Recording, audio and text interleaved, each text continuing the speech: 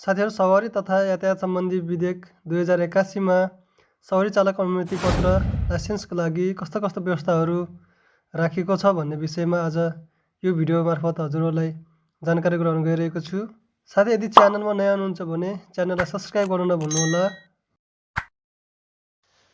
यस विधेयकमा साथीहरू 2 पाङ्ग्रे तथा 3 पाङ्ग्रे सवारी साधनको लाइसेन्स लिनको लागि 16 वर्ष उमेर हदलाई बढाएर 18 वर्ष उमेर राखिएको छ, जस अन्तर्गत अब 2 पाङ्ग्रे तथा 3 पाङ्ग्रे सवारी साधनको लाइसेन्स प्राप्त गर्नको लागि 18 वर्ष उमेर पुरा गरेको हुनुपर्ने व्यवस्था गरिएको छ।